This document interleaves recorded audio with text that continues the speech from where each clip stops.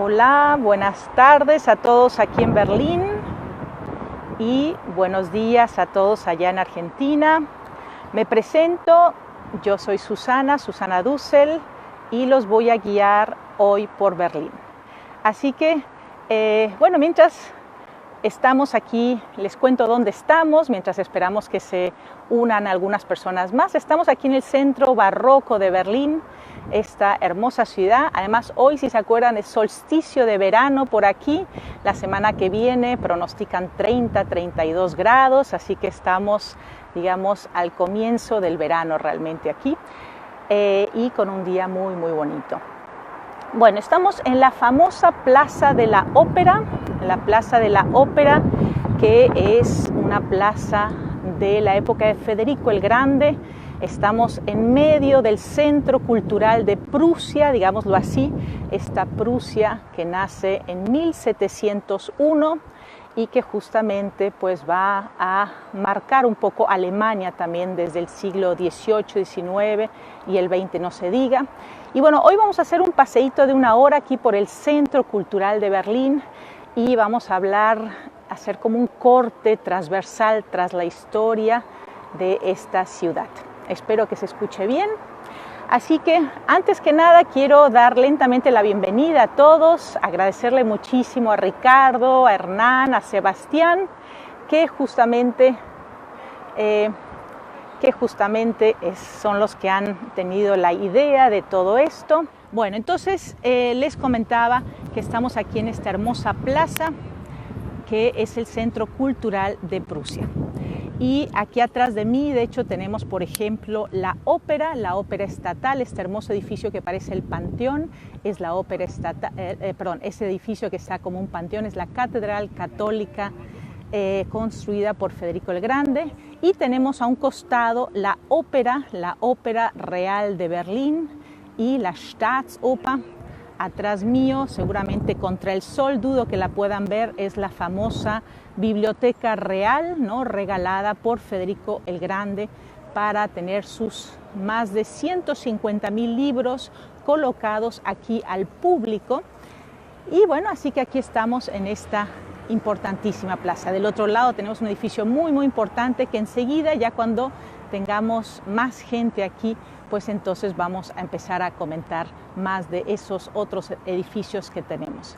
Así que vamos a caminar alrededor de una hora aquí en el centro. Y bueno, antes que nada, pues es para mí un honor estar aquí mostrándoles en vivo toda esta zona, toda la historia de Berlín y a todos los que conocí en los muchos viajes que han llegado de Mitteleuropa, ¿no?, desde Argentina, desde el Cono Sur, que han llegado aquí a Berlín, muchas veces con Gabriel. Pues les doy la bienvenida aquí de nuevo y pues justamente todos los que no han venido, pues por supuesto que los queremos motivar a venir, y si no, estamos haciendo un bello y muchos viajes virtuales, ¿no? Ustedes son ahora viajeros virtuales aquí por estos importantes lugares con historias tan interesantes. O sea, estos son como viajes en el espacio y en el tiempo.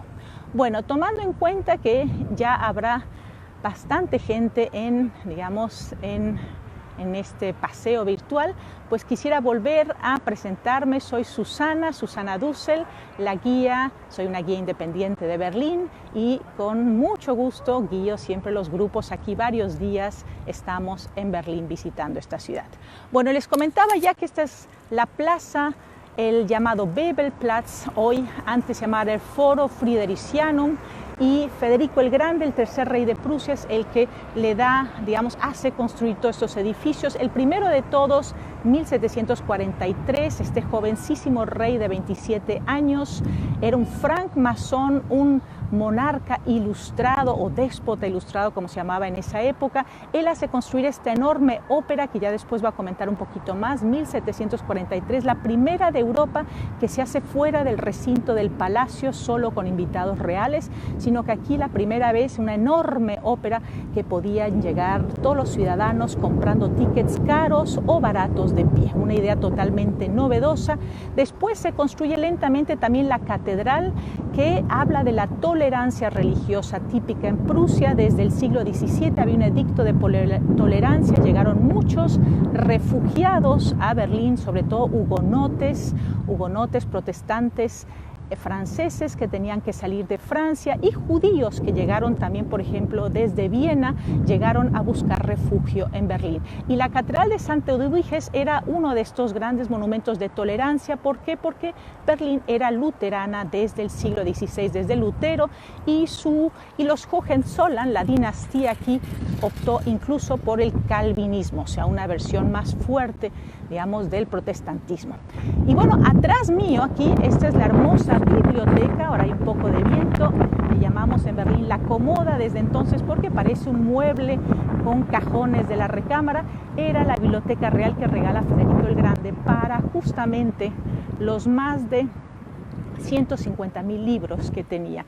Y atrás mío tenemos ese hermoso edificio que es nada menos que el antiguo palacio para el príncipe Enrique, que con Humboldt, Guillermo von Humboldt, en la época en que están los franceses aquí, en 1809 y 10, se va a convertir en la Universidad Federico Guillermo, y en la época del socialismo real, porque esta zona fue sector soviético después de la Segunda Guerra Mundial, se convertirá en la Universidad Humboldt, una universidad importantísima por la que pasaron personas como Hegel, el gran filósofo, o Schleiermacher, el gran teórico del Estado, o por ejemplo Fichte, o Schopenhauer, filósofos importantísimos, o por ejemplo Carlos Marx estudió aquí con Hegel, dialéctica. Después médicos como Robert Koch o Virchow, hay más de 10 premios Nobel en medicina, 10 en química, 10 en física.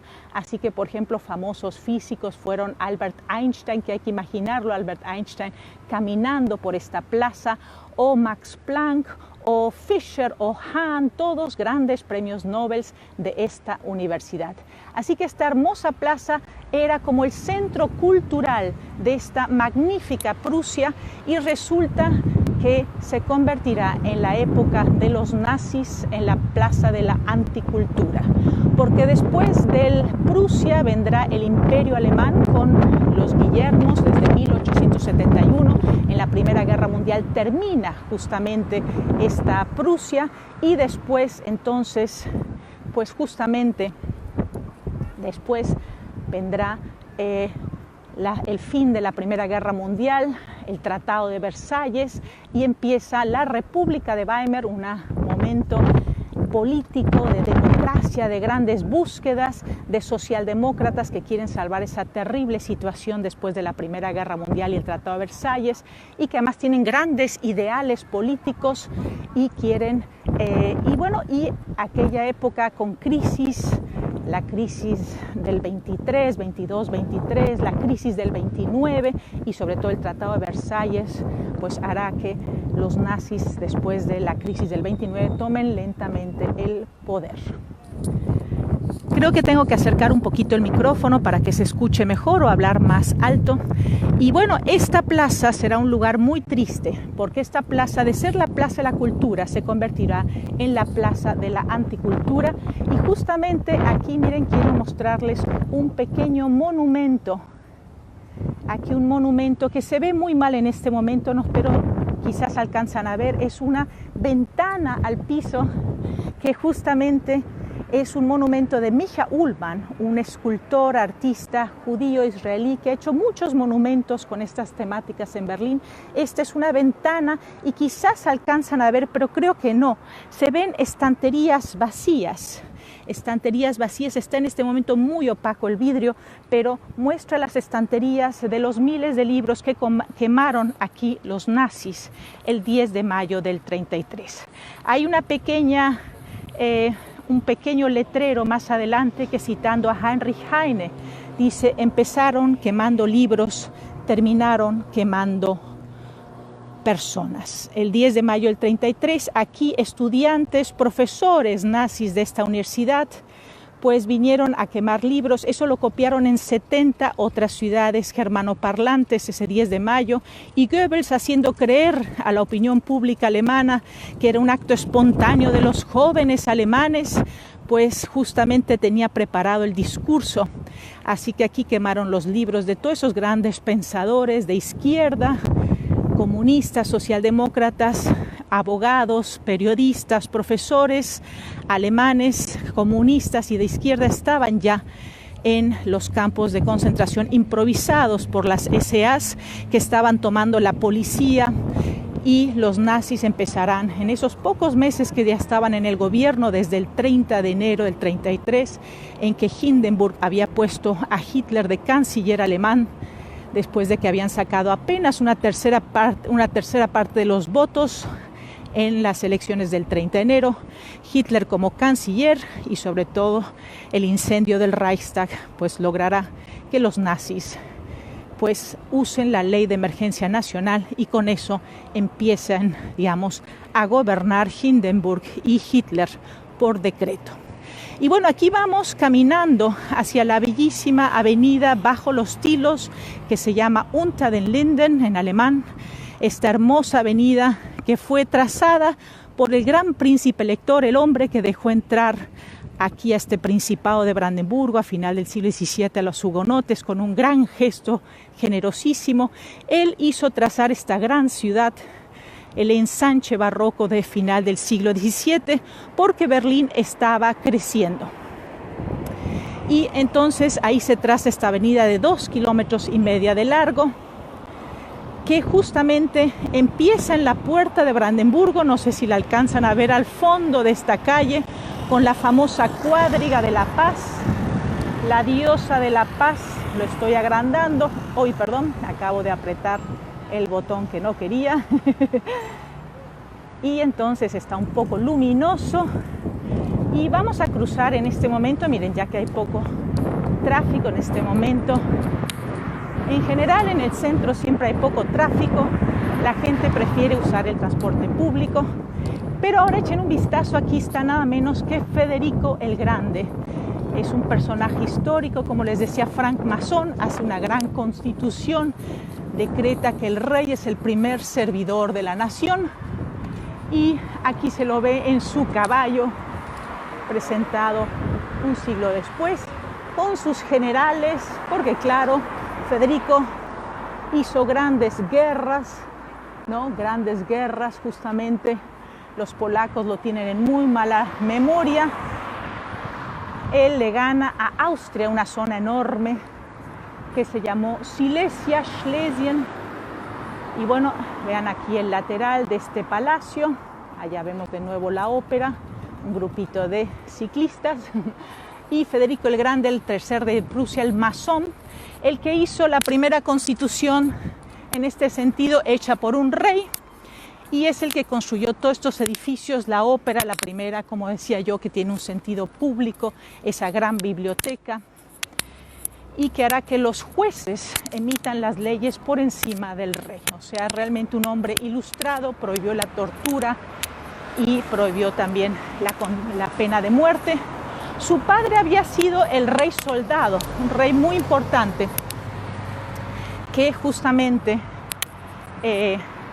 pues hará en 1717 la reforma educativa, exigirá la construcción de escuelas en toda, justamente, exigirá la construcción de escuelas, el rey soldado, en toda Prusia, en los pueblitos, en las ciudades grandes, hará el Estado prusiano con funcionarios públicos y el ejército prusiano.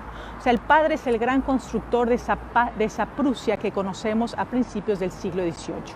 Ahora quiero adelantarme un siglo de nuevo a la época de la universidad, y quiero mostrarles de nuevo a este personaje muy interesante, que es Guillermo von Humboldt, el gran lingüista, el gran pedagogo, el gran intelectual, hermano de Alejandro, que les voy a enseñar después. Ellos dos le dan el nombre a esta universidad ya en las últimas décadas. Y Guillermo es el ministro de Educación en 1809, justamente en la época, como les decía, que está Napoleón aquí, un hombre que hablaba 15 lenguas, entre ellas otomí, tarahumara, náhuatl. Escribió sobre las lenguas prehispánicas, estoy hablando de final del siglo XVIII, principios del XIX, y él hace en esa época, 1809, el sistema educativo ya, digamos, humanista a principios del siglo XIX, y justamente será el que convertirá este palacio en una universidad. Así que él hace el sistema de tres, digámoslo así, de tres niveles: primaria, secundaria y universidad aquí, y justamente es el que marcará, y quiero que vean una vez más esta hermosa plaza que estamos dejando y la Ópera Real, que voy a hablar un poquito más de ella enseguida, y entonces es el que hace el sistema educativo prusiano.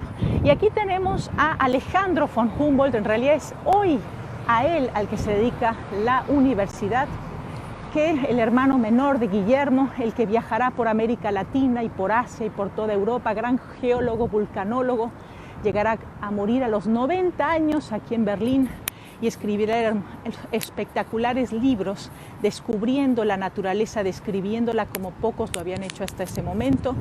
Y digamos a él, este gran conferencista aquí de la universidad y un hombre que se correspondió con todos los grandes científicos del siglo XIX. Un personaje realmente de talla universal.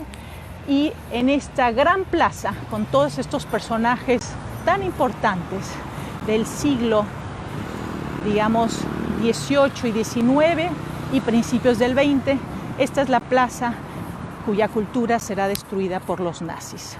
Y bueno, vean ahora esta hermosa ópera, la acaban de restaurar por tercera vez. Debo confesarles, por cierto, que todos los edificios que estamos viendo fueron destruidos por bombardeos, en realidad por la guerra que hará Hitler, que ya la tenía planeada, por supuesto, desde un principio, pero digamos después de facto Berlín será destruida en un 60% y el centro por más de un 90%. O sea, de la hermosa avenida bajo los tilos que empieza, si la ven ahí un poquito más adelante, donde está esa gran cúpula como de cobre, ese es el palacio.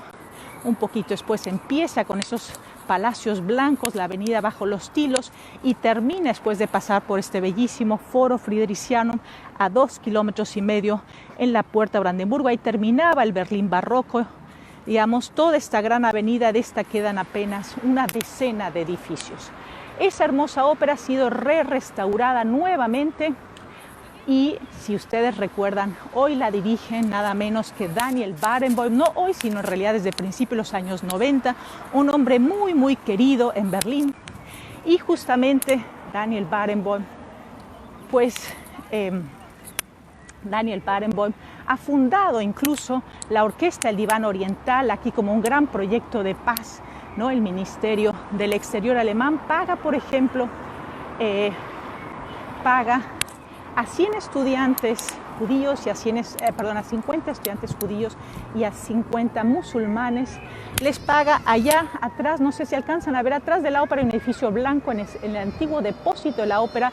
Ahora es la escuela, como un conservatorio musical, Said Barenboim, y ahí justamente hoy en la hermosa sala de Pierre Boulez, por ejemplo, pues hay constantemente conciertos. Y la Orquesta del Diván Oriental, ¿no?, que formaron Said Barenboim, pues es hoy muy importante. Aquí en esta plaza en la que estábamos cada una vez al año, dan un muy concurrido concierto al aire libre, que cierran aquí toda la hermosa avenida para ese concierto. Y bueno, ahora quiero mostrarles justamente un dibujo de una gran, digamos, pintora, que es nada menos que Käthe Kollwitz. Käthe Kollwitz, quiero aprovechar este dibujito que tenemos aquí. Käthe Kollwitz, una gran pintora de la época de expresionismo, digamos, y de la República de Weimar, dedicada al tema de la pobreza y del drama, digamos, humano después de la Primera Guerra Mundial. Ella, una extraordinaria artista, justamente, es la que va a hacer una escultura en este edificio que quiero presentarles ahora, que es nada menos que uno de los más hermosos edificios de la cultura clasicista o neoclásica del Berlín de principios del siglo XX. Este es la nueva guardia de Carl Friedrich Schinkel, Carlos Federico Schinkel, 1816 al 1818 se construyó, y justamente este edificio, que es así la sencillez total del clasicismo, se construyó para recordar las víctimas de la guerra contra Napoleón, y justamente si se fijan, pues unas columnas dóricas, encima en el friso justamente hay victorias. Y bueno, esta guardia se construyó para un poco proteger la zona de los palacios. Aquí atrás de nosotros empezaban justamente los palacios de príncipes y princesas, y atrás está el gran palacio de los Hohenzollern. Así que aquí hay que imaginar una guardia prusiana. Por supuesto que la presencia militar era muy importante en toda Prusia. Y entonces, fíjense, ahí está esta hermosa guardia. En 1920, después de la Gran Guerra, como se le llamaba en aquella época, pues justamente se hizo un nuevo proyecto, y entonces ahora se las quiero mostrar. Vamos a ir adentro. Pues aquí voy a tener que cambiar la cámara, y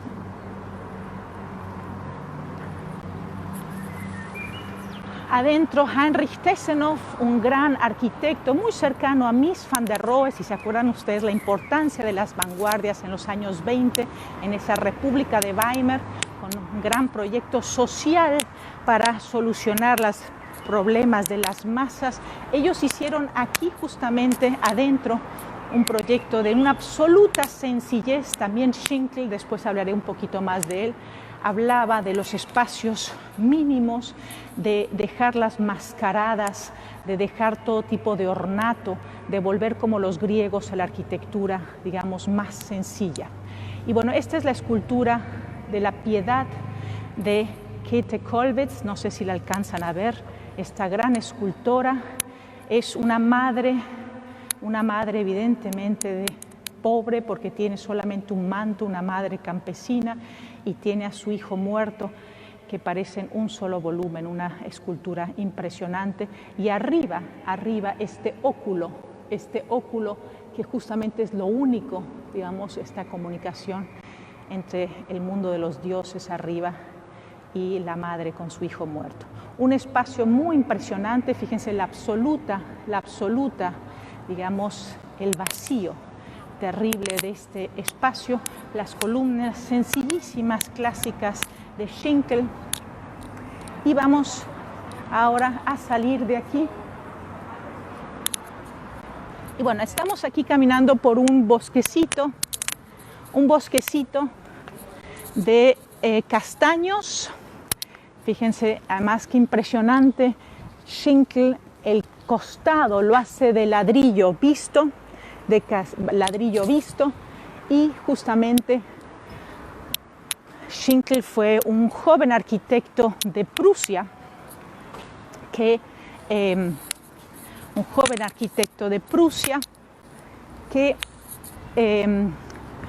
fue en su viaje a visitar, nada menos, en su viaje de joven a los 20 años, fue a visitar Grecia y Roma, y entonces va a ser el gran arquitecto del Estado prusiano en aquella época.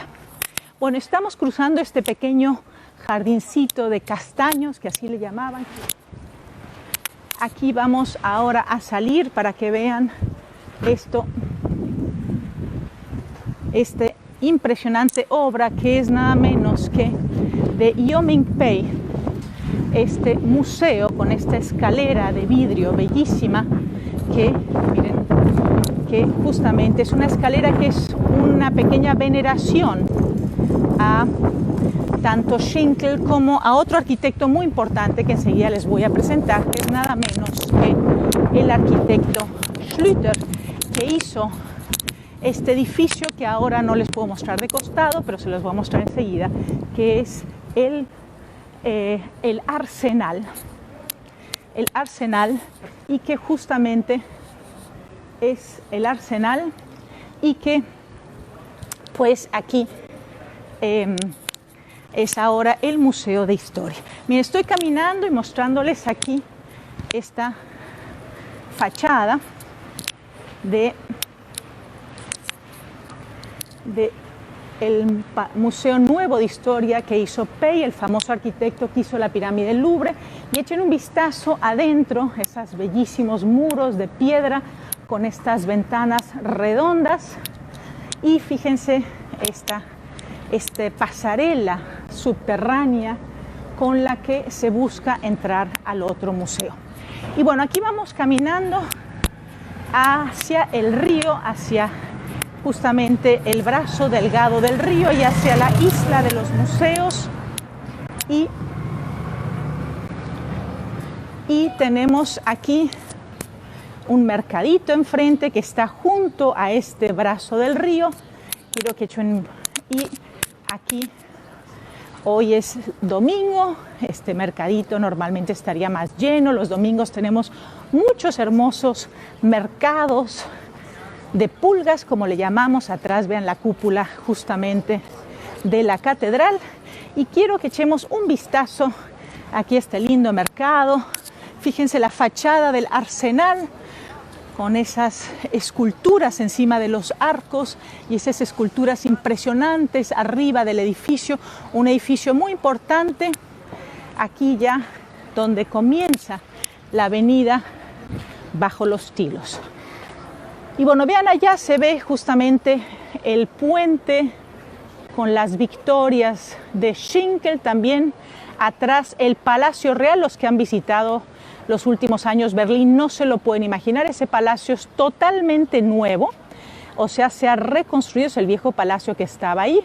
Ahora todos estos hermosos tilos, ahí tenemos el antiguo museo, y vamos a caminar sobre la isla de los museos, porque aquí estamos viendo justamente, veíamos del otro lado del brazo delgadito del río Spree, y ahora venimos aquí justamente, venimos aquí por este mercadito junto al río, aquí al río Spree, que es el río famoso que cruza Berlín de sureste a noroeste. Entonces a nuestro lado está todo el tiempo el brazo del río. Y bueno, aquí justamente en esta isla se hizo este proyecto, quizás el más importante de Prusia culturalmente, que es la isla de los museos, con el antiguo museo que ahora lo vamos a ver de frente, y cada 20 años se construyeron otro museo más, cada 20 años, así que a lo largo de 100 años se construyeron 5 museos en una isla, una pequeña isla de la zona medieval, de la época medieval. Y bueno, aquí voy a cambiar de nuevo para que puedan ustedes ver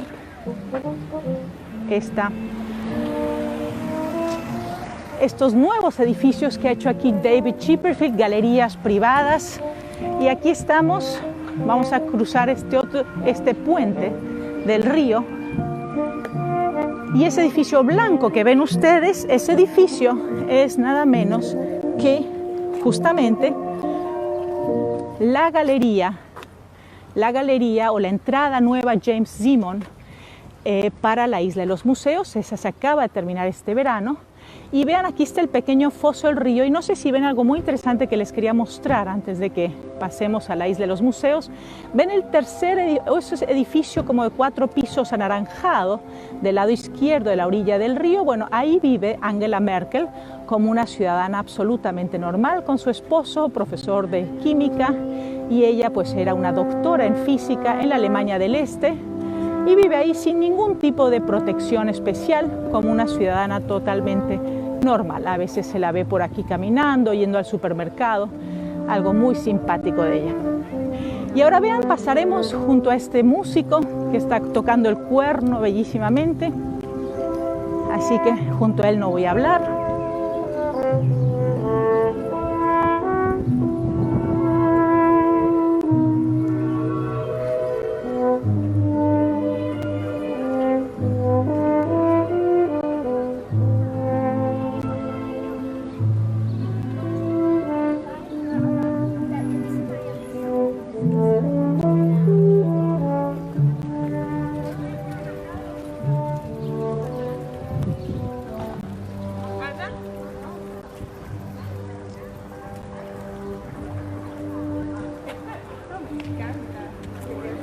Bueno, así que esta entrada no la estamos usando en este momento. Esta entrada está todavía cerrada, pero justamente ahora vean esta bellísima columnata del nuevo edificio y la parte antigua de los museos. Aquí está el nuevo museo hecho para la colección egipcia en 1850. Así que a la izquierda está Nefertitis aquí, entre muchas otras piezas bellísimas de esta colección. Y miren, dejamos esta hermosa columnata aquí y vamos a cruzar esta calle. Antes había incluso un puente entre el nuevo museo de 1850 y el antiguo museo que queremos ver ahora de frente.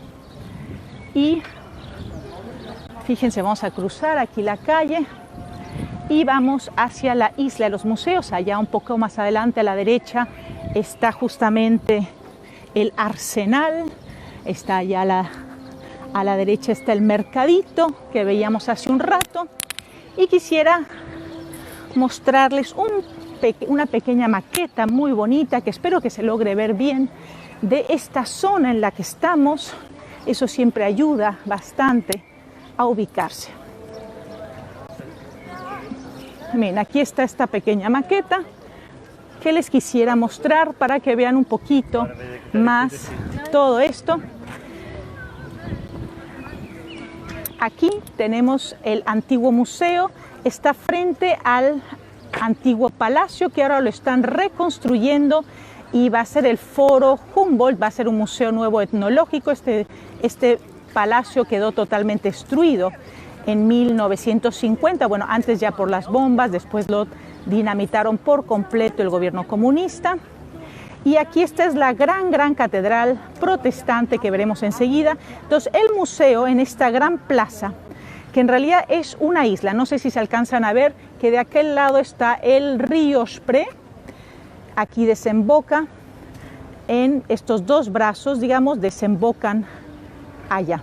Entonces este es el museo antiguo, después 1820-27, después se hace el museo nuevo, que es el egipcio.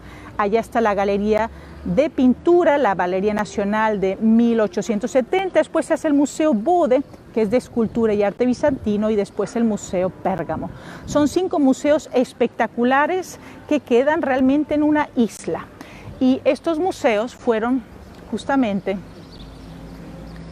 destruidos en la Segunda Guerra Mundial y fueron reconstruidos después 2 en la época socialista, porque les decía que esto fue parte del sector soviético de Berlín, y los últimos 3 fueron restaurados en los últimos años. El último, el que restauró Chipperfield, donde está la Nefertitis y que es un museo que hay que visitar.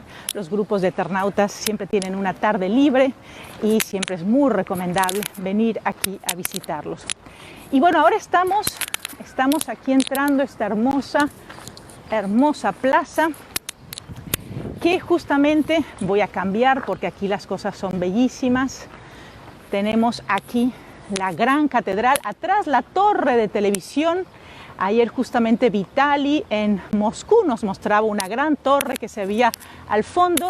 Esa era por supuesto más alta que esta porque la habían hecho en Moscú, así que en Berlín del Este no podían hacer una más alta, pero esa gran torre con una bola que a mí personalmente siempre me recuerda al Sputnik soviético, y cuando vimos ayer en los pabellones que nos mostraba y todas esas pues naves espaciales y todos esos cosmonautas, etcétera, cuando nos mostraba Vital y todo aquello, pues me recordaba a esta torre impresionante del año 69, la torre de 365 metros de altura, como los días del año. Pero bueno, esa está atrás. Lo que quería mostrarles a ustedes ahora es esta tremenda catedral que también se destruirá en la guerra, y el gobierno socialista no lo va a reconstruir, se va a reconstruir apenas en los años 80 con dinero occidental, o sea que apenas hace unos 30 y un poco más de años se ha terminado de reconstruir esa tremenda catedral protestante. Parece católica, no lo es protestante.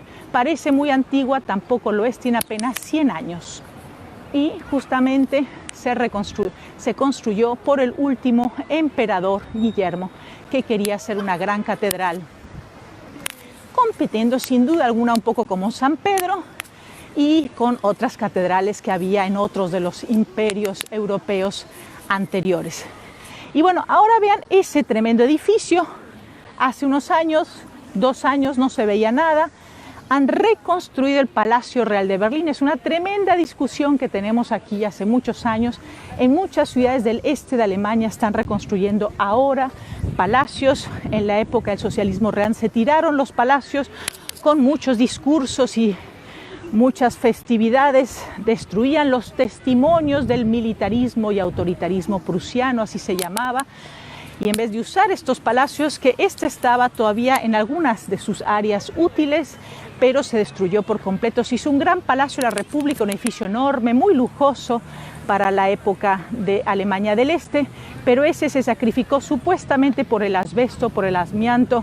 En realidad se tiró con las mismas, digamos, con las mismas ideas con las que se había tirado el palacio anterior también.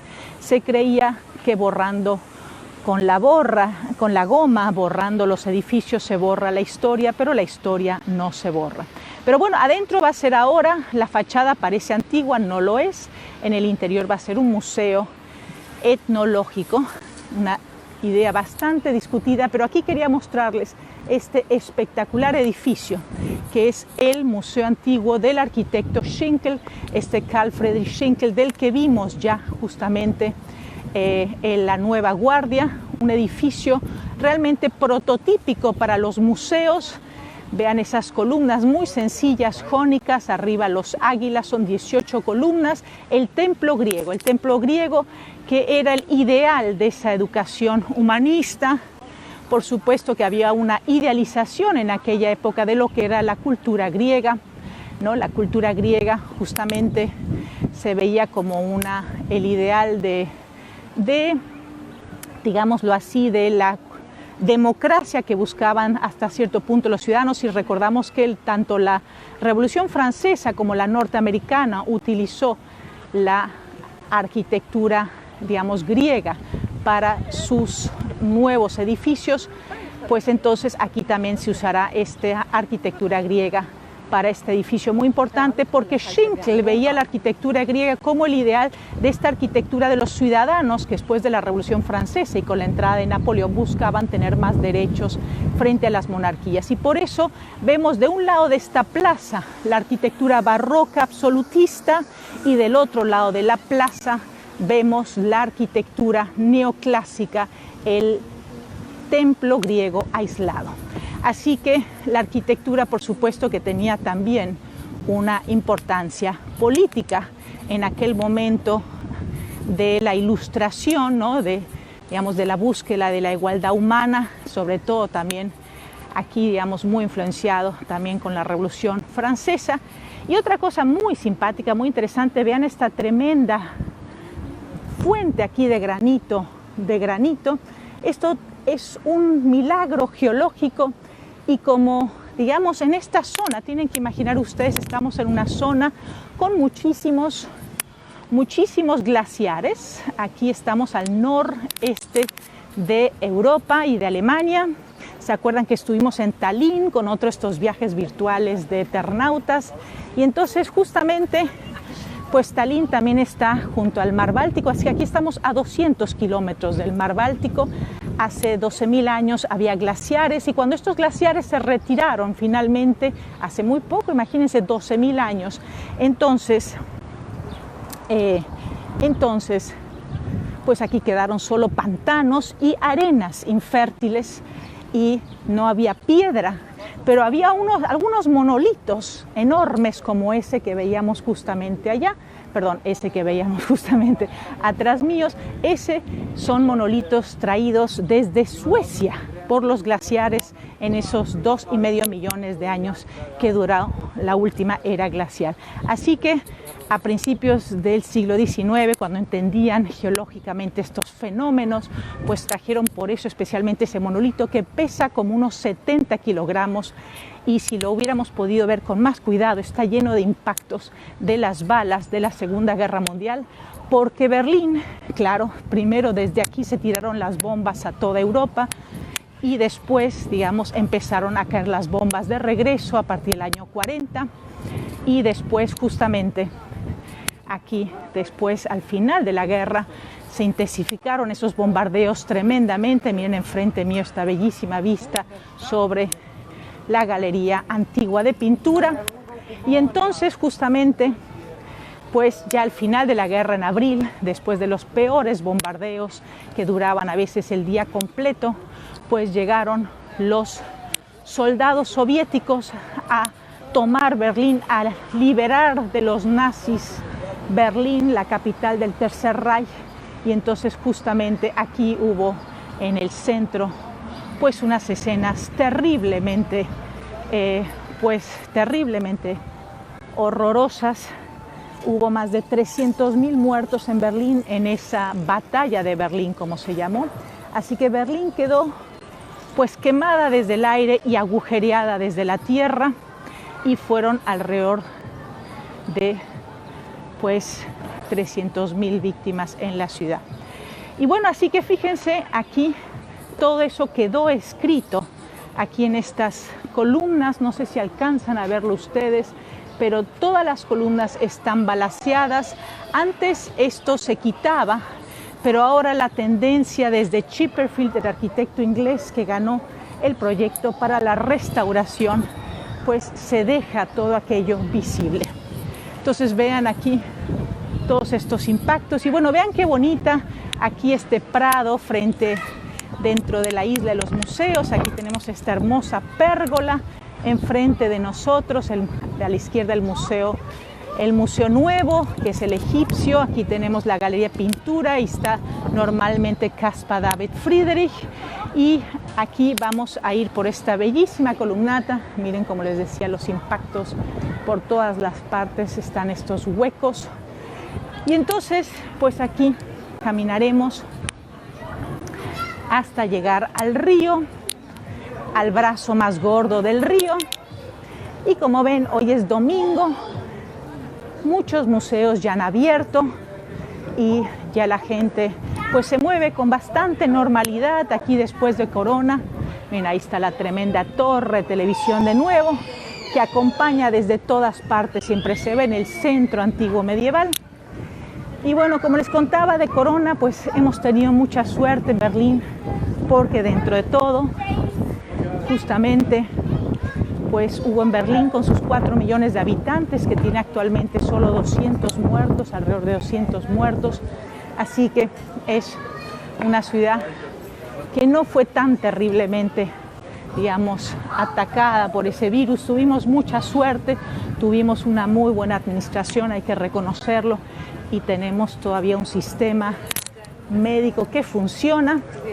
Miren qué bonito aquí toda esta vista, la gente que está pasando con distancia entre ellos, pero el domingo tranquilos.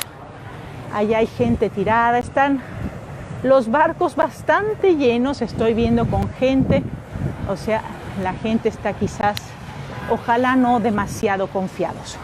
Y bueno, vamos a pasar junto a la catedral. Vamos a cruzar este bellísimo río Spree, aquí este puente peatonal muy bonito, y pasaremos a lo que se llama el barrio judío. Antes quiero mostrarles esa iglesia a lo lejos. Esa iglesia a lo lejos es medieval, es la iglesia patronal, esa de 2 picos que se ve allá. Es la iglesia San Nicolás. ¿Se acuerdan que en Tallinn también había un San Nicolás, patrono de los navegantes y comerciantes? La Liga de la Hansa, ¿no? En la época medieval, Berlín era una ciudad, parte de la Liga de la Hansa, y el comercio por los ríos era lo importante. Ahora quiero mostrarles otro templo muy importante, creo que se ve muy bien allá, ese hermoso templo de la cúpula dorada, es la sinagoga. Era el templo más grande de cualquier religión en Berlín a mitad del siglo XIX, 1860 se construye, y cabían 3.500 personas en la sinagoga, y con eso era la sinagoga más grande de toda Alemania, pero también era el templo más grande de todo Berlín, de cualquier religión. No había ningún templo protestante ni católico tan grande. Eso muestra cómo se habían arraigado los judíos, se sentían prusianos en aquel momento. Incluso el rey de aquella época, Federico Guillermo IV, pues no era incluso tan antisemita como después lo empezarán a hacer algunos de los emperadores alemanes. Y bueno, así que aquí estamos cruzando este puente y vamos a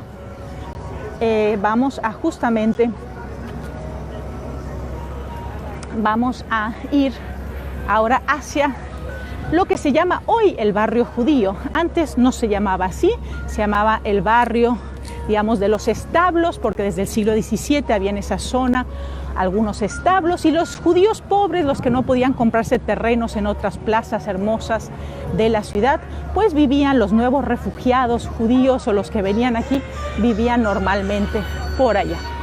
Y quiero mostrarles una cosa muy simpática aquí ahora, mientras tenemos aquí una música. Bueno, no se puede cambiar, no hay ningún problema. Pero bueno, vean esta hermosa plaza. Aquí tenemos un músico que estamos pasando, tocando la armónica.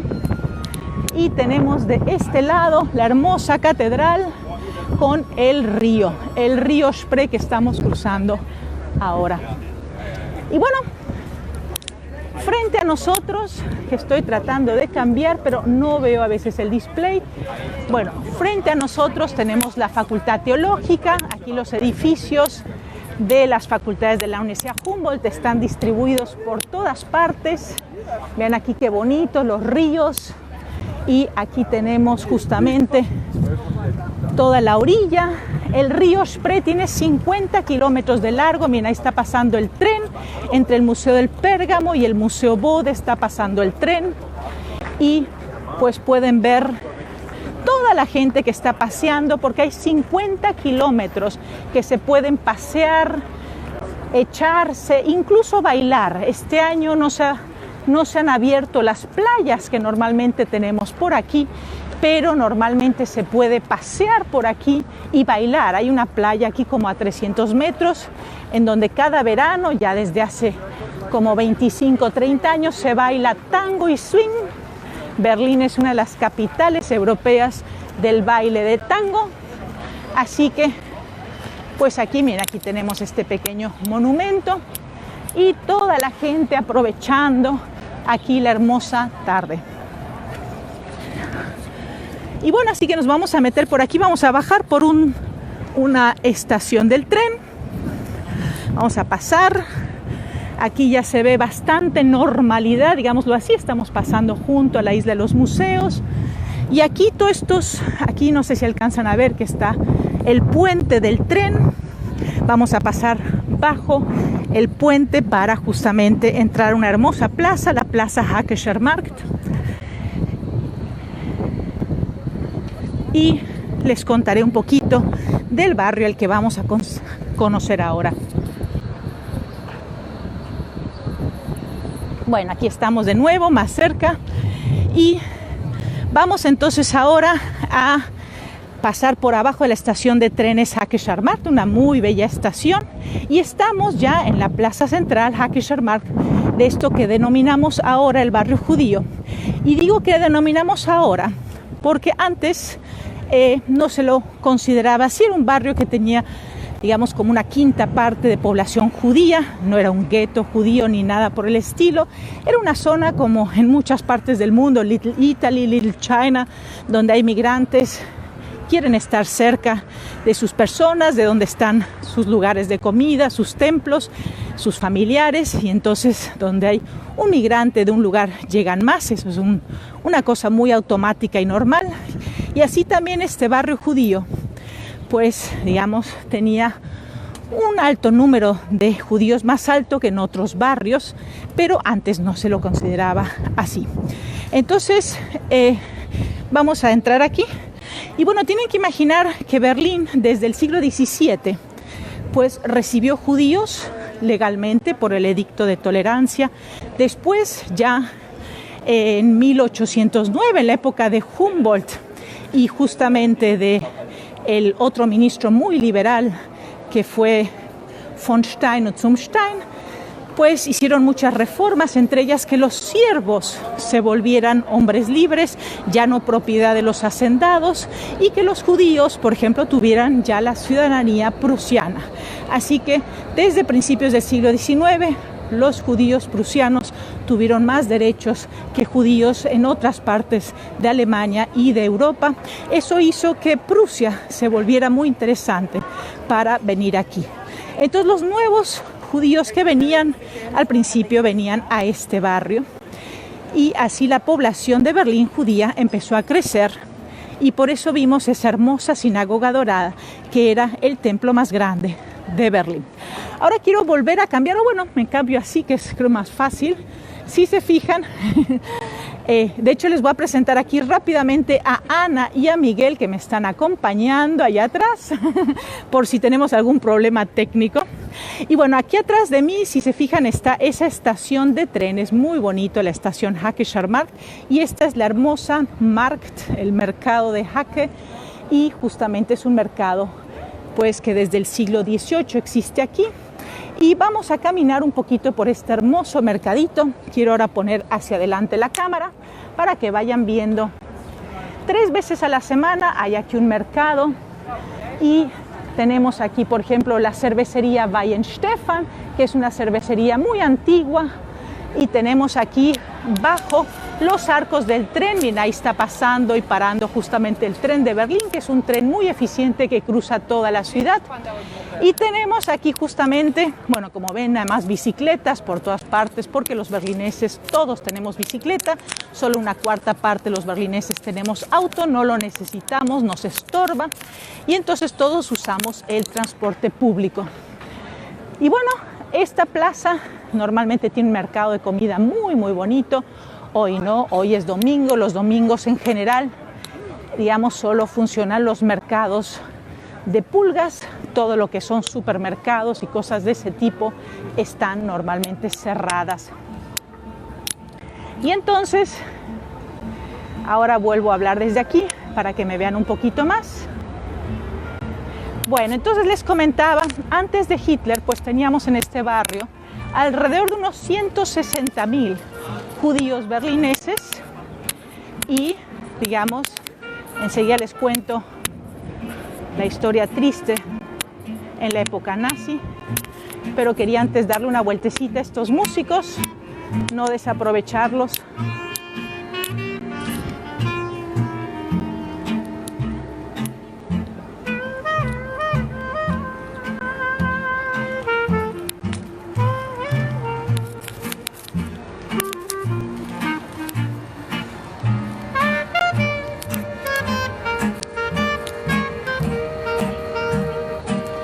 Que recuerdan un poquito los años 20 con sus grupos de música y el swing. Y ahora vamos a terminar de cruzar esta plaza y quiero ir con ustedes a ver unos patios muy bonitos. Miren, aquí en el otro, cruzando la plaza, hay esos patios, allá ese edificio con techos verdes de unos 5 pisos y no sé si alcanzan a ver. Arriba dice Die Hackeschen Höfe, los patios de Hacke. Ahí vamos a conocer algunos hermosos patios. Es uno de los complejos de patios más grandes de toda Europa. Tiene 100 años, es de la época Art Nouveau. Y es algo que se salvó de la guerra. Y después vamos a terminar en un edificio al lado, muy bonito, más bajito, que tiene un letrero de color neón. Dice, ahora no se ve porque justo pasó el tranvía enfrente, dice Café Cinema, es una casa ocupa que está ahí. Ahí vamos justamente, enseguida está. Die Hackeschen Höfe, los patios de Hacke. Quiero presentarles otro personaje de Berlín, no sé si lo alcanzan a ver, el Ampelmann. El hombrecito del semáforo, enseguida se va a ver mejor. El hombrecito del semáforo es otro de las herencias de la época del socialismo real.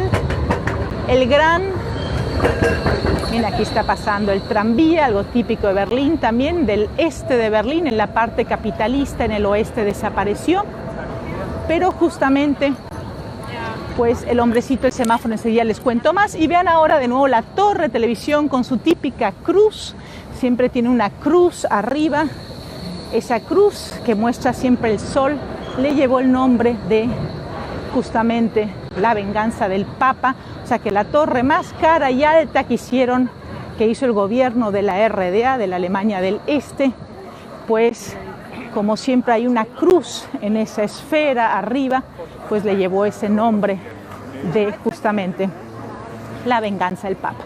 Ahora vean el hombrecito aquí rojo, el Ampelmann. El Ampelmann significa el hombre del semáforo que camina, miren lo que bonito es, con su piececito, con su sombrerito, con su nariz, creo que no se ve muy claramente y aquí lo van a ver mejor. Es el pequeño hombre del semáforo que se diseñó en la Alemania del Este para los pioneritos comunistas y justamente este hombrecito del semáforo es un símbolo de Berlín porque no desapareció, se quedó.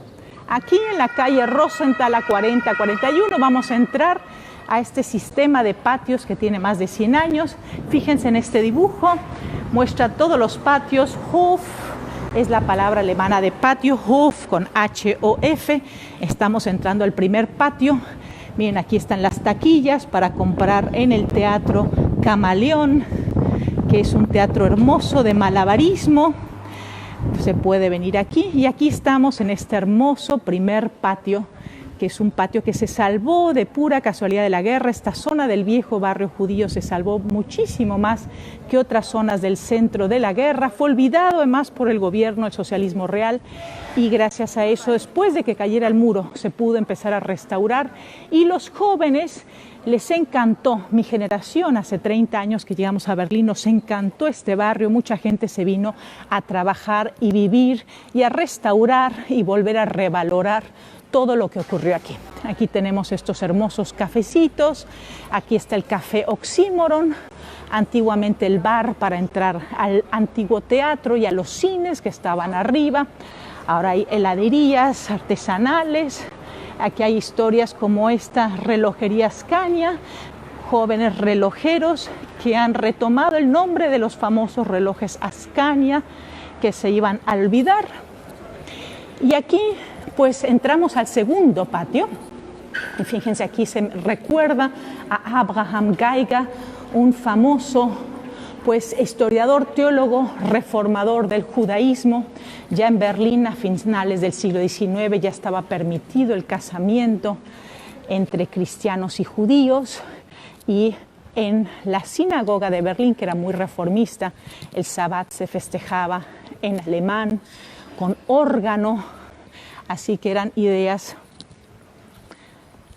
justamente una comunidad muy reformista. Miren, este patio ya es mucho más menos, digamos, colorido que el patio de al lado. Aquí trabajan como 5 arquitectos famosos y es un patio de trabajo justamente.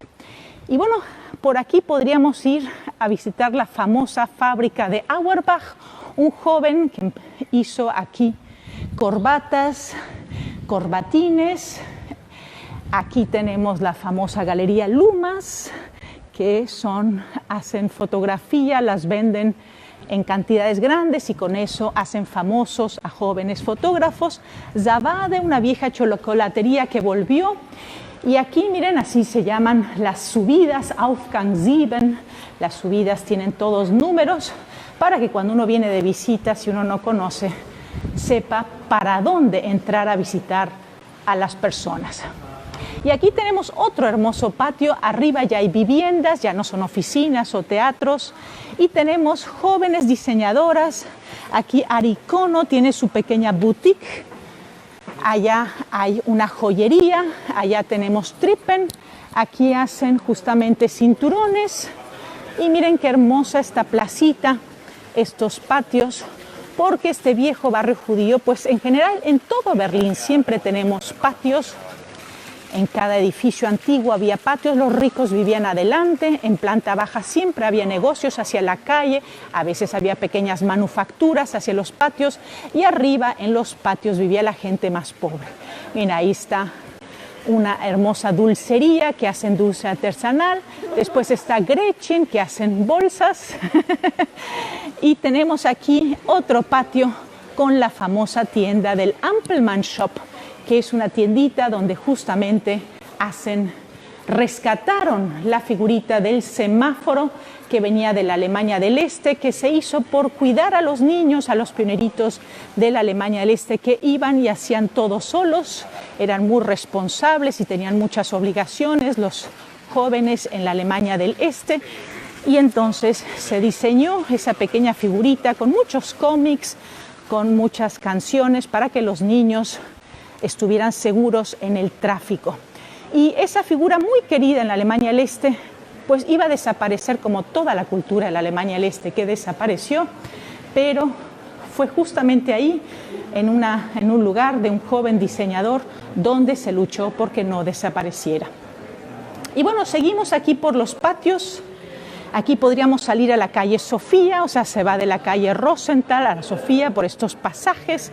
Y aquí está Trippen, la famosa, digamos, tienda de calzado.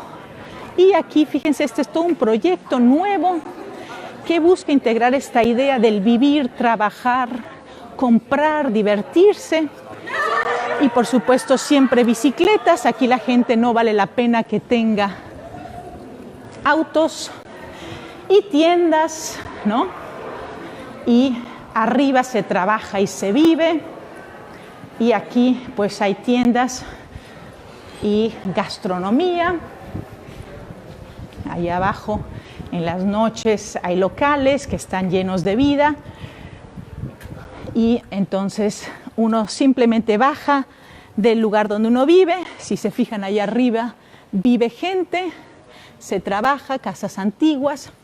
Y entonces esta idea de vivir, trabajar, que los niños vuelvan a ir a la escuela del barrio a pie, tener el tranvía frente a la casa, tener la estación del tren, también hay una estación del metro aquí muy cercana. Entonces aquí este edificio nuevo se integró a lo viejo. Aquí hubo una destrucción de la guerra y entonces se integró este edificio nuevo. Y bueno, así que todo este barrio es un barrio que se llenó de artistas cuando cayó el muro, cuando cayó en el año 89 el muro, aquel momento histórico que volvió Berlín un lugar central de nuevo de la historia. Terminaba la Guerra Fría y entonces justamente pues aquí en Berlín volvió en aquel momento, año 89, un momento de esperanza. Miren qué hermosa esta escalera redonda barroca, porque estamos de nuevo en un edificio nuevo que se ha reciclado. Y salimos a la calle Rosenthal por otro de estos patios. Miren, aquí estamos en la calle Rosenthal, una calle muy viva que tiene muchas tiendas. Y vamos a ver ahora el último edificio que les quiero mostrar. Y ahí vamos a terminar este recorrido por Berlín. Y bueno, vean, así que aquí muchos locales con sus típicas mesas afuera. La vereda, si la ven, muy bonita, las aceras son de granito antiguo. Y quiero entrar con ustedes a un edificio que es un edificio Ocupa. Miren, ahí está la letra en luz neón, Café Cinema, que fue el primer café y que todavía lo sigue siendo, Ocupa de Berlín. Y aquí en la calle Rosenthal 39, ¿no?, con este edificio que da el aspecto de estar en todavía un estado, digamos, como después de la guerra. Pues aquí entraremos. Es un edificio en el que viven y trabajan muchos artistas y hay muchos proyectos culturales interesantísimos, la Casa Schwarzenberg. Y aquí todavía, digamos, en muchas partes de Berlín, cuando termina la guerra, no se sabía. Hay propietarios, existen, murieron, y aquí se metieron los jóvenes. El socialismo real había terminado con la caída del muro, y entonces se desmoronó todo el viejo orden. En el año 89, 90, 91 empezaron nuevas épocas y los jóvenes aprovecharon aquí a hacer galerías de arte, teatros experimentales, talleres de música y muchos otros lugares. Y entonces aquí podemos siempre ver grafitis. Aquí miren, no es tabaco sino arte el que se compra, cajetillas de arte. Todos los días hay proyectos nuevos por acá. Y hay grafitis y cut-offs o peguitis, como yo les llamo. Grafitis y peguitis arriba la fachada, si se fijan, la han mantenido como estaba, no la han restaurado, todos los demás edificios se han restaurado, pero este es todavía un edificio ocupa. Y quería terminar aquí justamente mostrándoles este lugar, porque aquí ocurrió una historia muy bonita, que es justamente una historia que les quería contar. Es la historia de la fábrica justamente de cepillos de Otto Weidt. Miren, ahí está un letrero que dice Museo del Taller de Ciegos de Otto Weidt. Otto Weidt era un pequeño empresario berlinés, y cuando en el año 38 los nazis ya llevan pues 5 años en el poder y cada vez pues las medidas son más terribles de los nazis, en el año 38, después de que justamente ingleses y franceses le han regalado Austria a Hitler, en Austria y en Alemania empezará lo que se llama la eutanasia, o sea, el asesinato sistemático de los discapacitados. Y entonces Otto Weidt va a tomar la iniciativa. Aquí en el primer piso, atrás mío, va a poner un pequeño taller donde los discapacitados, muchos de ellos ciegos, aprendían y hacían cepillos, porque de esa manera podían salvar sus vidas. Los nazis solo salvaban discapacitados que tuvieran